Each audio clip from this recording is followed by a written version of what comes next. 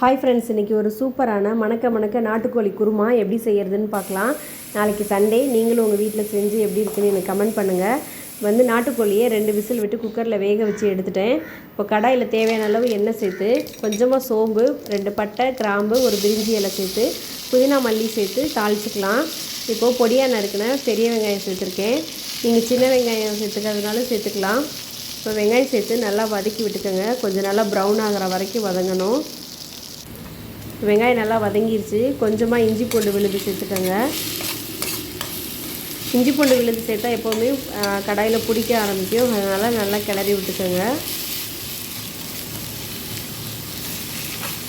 இந்த குருமா நம்ம நாட்டுக்கோழி மட்டும் இல்லை, நீங்கள் வான்கோழி, காடை, சிக்கன் எல்லாத்துலேயுமே செய்யலாம். இப்போது நம்ம பொடியாக நறுக்கின தக்காளியும் சேர்த்தாச்சு. தக்காளி நீங்கள் எவ்வளோக்கு அதிகமாக சேர்க்குறீங்களோ அதுக்கு தகுந்த மாதிரி டேஸ்ட்டு கிடைக்கும். தக்காளி சேர்த்து தேவையான அளவு கொஞ்சம் சால்ட்டு சேர்த்துக்கலாம்.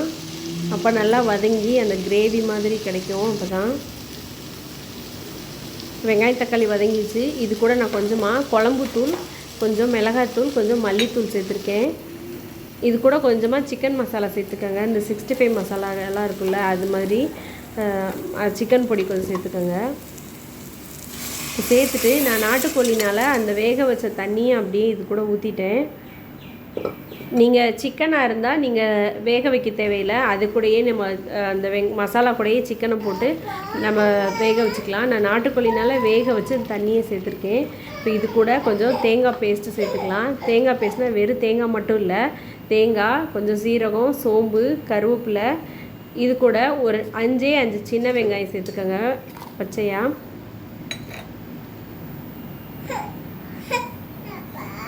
அது கூட கொஞ்சம் வெள்ளை எள்ளு ஒரு 2 ஸ்பூன் சேர்த்துருக்கேன்.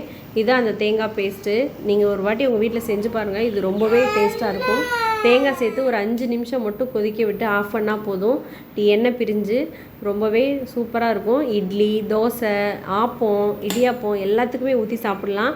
நீங்களும் உங்கள் வீட்டில் செஞ்சு பார்த்து எப்படி இருந்துச்சுன்னு எனக்கு மறக்காமல் கமெண்ட் பண்ணுங்கள். தேங்க்யூ.